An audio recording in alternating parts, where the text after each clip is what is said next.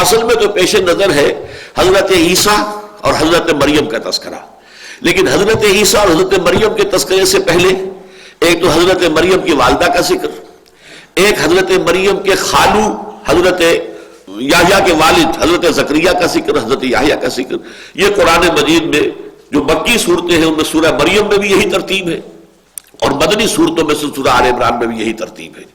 اور اللہ تعالیٰ کا جو عام ایک قرآن مجید میں اسلوب کا بیان کا ہے کہ پھر اس کی تمہید جو ہے دور سے باندھی جاتی ہے۔ حضرت آدم سے بات شروع ہو رہی ہے، ان اللہ اصطفیٰ آدم و نوحا وآل ابراہیم وآل عمران علی العالمین۔ یقیناً اللہ تعالیٰ نے چن لیا، پسند کر لیا آدم کو اور نوح کو اور ابراہیم کی نسل کو اور عمران کی اولاد کو تمام جہان والوں پر۔ حضرت آدم، حضرت نوح، حضرت ابراہیم، عمران کے بارے میں جان لیجئے کہ تاریخ میں جو بھی یہود کی تاریخ ہے ان میں عمران نام کی دو شخصیتیں ہیں۔ ایک تو حضرت موسیٰ علیہ السلام اور حضرت ہارون علیہ السلام، ان کے والد کا نام عمران تھا۔ ایک یہ ہے کہ حضرت مریم کے والد کا نام بھی عمران تھا۔ تو یہاں آل عمران سے مراد یا تو حضرت موسیٰ اور حضرت ہارون یعنی ان کے والد حضرت عمران کی جو نسل چلی ہے اس کو ہم کہیں گے آل عمران، یا پھر یہ کہ حضرت مریم کے والد کا نام عمران ہے تو حضرت مریم کے والد وہ ہوئے اور وہ والدہ ہے حضرت عیسیٰ علیہ السلام کی، تو اس اعتبار سے یہ خاندان گویا کہ آل عمران قرار پائے گا۔ اس آیت میں ایک نقطہ جو ہے بہت نوٹ کرنے کے قابل وہ یہ ہے کہ استفاء کہتے ہیں اس چیز کو کہ بہت سی چیزوں میں سے کسی ایک چیز کو منتخب کر لینا۔ استفاء اور اجتباء کا فرق جو ہے وہ میں جو مطالعہ قرآن حکیم کا منتخب نصاب ہے اس میں سورہ حج کے درس میں بہت وضاحت کے ساتھ بیان کیا کرتا ہوں۔ یہ دونوں الفاظ وہاں آئے ہیں، استفاء یستفی بھی اور اجتباء یجتبی بھی۔ اللہ یستفی من الملائکۃ رسلا ومن الناس، اللہ چن لیتا ہے فرشتوں میں سے بھی اپنے پیغامبر اور انسانوں میں سے بھی۔ فرشتوں میں سے جبرائیل کو چن لیا، انسانوں میں سے محمد کو چن لیا صلی اللہ علیہ وسلم۔ اب اللہ کا پیغام پہلے حضرت جبرائیل کو عطا ہوا اللہ کی جناب سے، پھر حضرت جبرائیل نے پہنچا دیا حضرت محمد کو صلی اللہ علیہ وسلم، پھر حضرت محمد نے پہنچا دیا انسانوں کو۔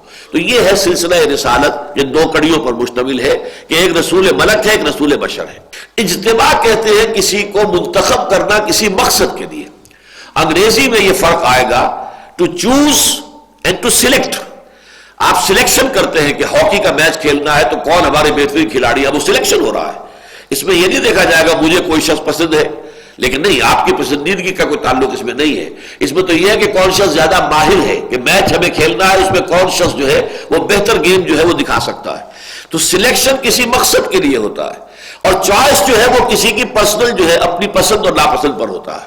جیسے کہ کوئی گلاب کا ایک پودا ہے، اس میں 10 پھول لگے ہوئے، اب کسی کا دست ہنائی آیا اس نے ایک پھول کو چن لیا، اب اس میں کسی دلیل کی ضرورت نہیں ہے کیوں چن لیا، اس نے پھول کو پسند کیا، کسی اعتبار سے وہ پھول اس کی نگاہ میں کھپ گیا ہے لہذا اس نے اس کو چن لیا ہے۔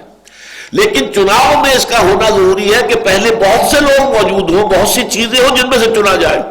اس کا مطلب یہ ہے کہ آدم کے لیے بھی جب استفاء کا لفظ آیا ہے تو اس سے پہلے ایک نسل آدم موجود تھی، وہ نسل کے جو جس کو ہم کہتے ہیں یعنی جو ہومو سیپینز کہلاتی اسپیشیز، جس میں سے ایک فرد کو چنا ہے اللہ نے اور پسند کر دیا ہے، وہ اسپیشیز بعد میں ختم ہو گئی۔ جیسے ڈینوسارز ختم ہو گئے، تمام کے تمام اتنے بڑے بڑے حیوانات تھے جن کے دیو ہیکل جو ہے اب بھی وہ پنجرے جو ہیں ان کے ہڈیاں جو ہیں وہ آپ کے سامنے آ رہی ہیں دنیا میں۔ ایک وقت میں پوری دنیا میں یہی تھے، انہی کا دورہ تھا پوری دنیا میں، آج ان کا وجود تک نہیں ہے۔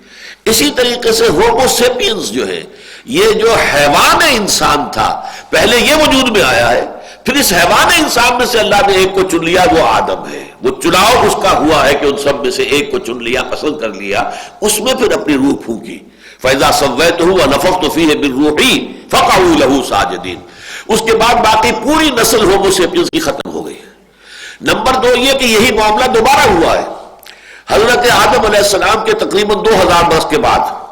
اب اس وقت جتنی نوع انسانی پھیلی تھی حضرت آدم کی اولاد، ان میں وہ شرک اور بدمعاشی اس درجے پھیل گئی کہ پھر حضرت نوح علیہ السلام کو اللہ نے مبعوث فرمایا، اور وہ 950 برس تک دعوت دیتے رہے، لیکن معدود چند لوگ ایمان لائے۔ باقی ہے کہ وہ قوم کا خمیر اس درجے بگڑ چکا تھا، پوری قوم جو ہے اس نے انکار کر دیا، تو پھر پوری نوع انسانی اس وقت ہلاک کر دی گئی۔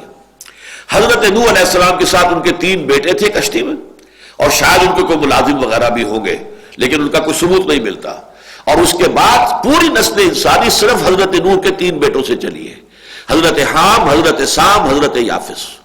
گویا کہ یہ اسی لیے حضرت نوح علیہ السلام کو آدم ثانی بھی کہا جاتا ہے کہ پہلے آدم وہ تھے، ان سے نسل انسانی چلی، اس کے بعد ساری نسل انسانی ختم ہو گئی، صرف نوح کے 3 بیٹے، نوح اور حضرت نوح کے 3 بیٹے رہ گئے، اور پھر اثر نو جو یہ بساط بچھی ہے دنیا میں انسانی کی، یہ در حقیقت حضرت نوح کی نسل ہے۔ وَجَعَلْنَا ذُرِّيَّتَهُ هُمُ الْبَاقِينَ، یہ قرآن مجید میں آیا ہے کہ ہم نے صرف نوح کی اولاد ہی کو باقی رکھا، باقی اگر کچھ اور لوگ تھے بھی ان کے ساتھ کشتی میں اہل ایمان تو ان کی نسل نہیں چلی۔ اللہ تعالیٰ کی اپنی حکمت ہے، اپنا ارادہ ہے، اپنی مشیت ہے، جیسے چاہے وہ کرے۔